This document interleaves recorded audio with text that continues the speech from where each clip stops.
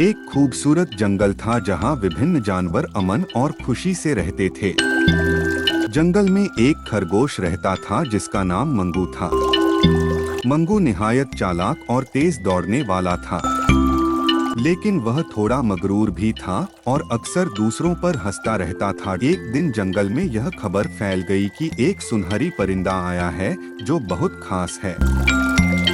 कहा जाता था कि जो भी इस सुनहरी परिंदे को देखेगा उसकी कोई एक ख्वाहिश पूरी होगी। यह सुनकर मंगू बहुत खुश हुआ और फैसला किया कि वह सबसे पहले सुनहरी परिंदे को तलाश करेगा ताकि अपनी ख्वाहिश पूरी करवा सके। अगली सुबह मंगू ने अपनी तलाश शुरू की। रास्ते में उसे एक कछुआ मिला जो आराम से चल रहा था।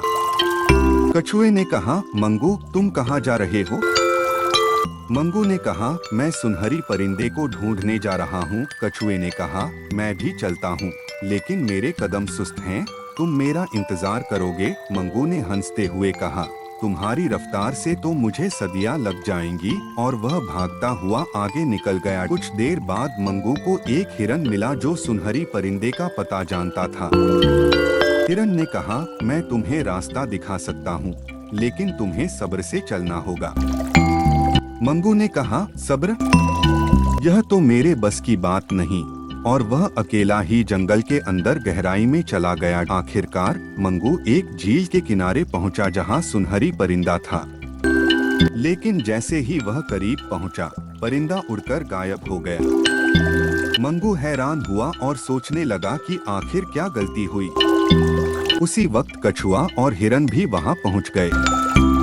कछुए ने कहा, मंगू हमने तुम्हें रास्ते में सब्र और दोस्ती का सबक देना चाहा, लेकिन तुमने जल्दी और मगरूरी में इनकार कर दिया। यही वजह है कि सुनहरी परिंदा तुमसे दूर चला गया। मंगू को अपनी गलती का एहसास हुआ। उसने सबसे माफी मांगी और वादा किया कि आइंदा मगरूर नहीं करेगा। यूं मंगू ने एक अहम सबक सीखा कि दोस्ती, सब्र और आजिज़ी जिंदगी में कामयाबी के लिए जरूरी हैं।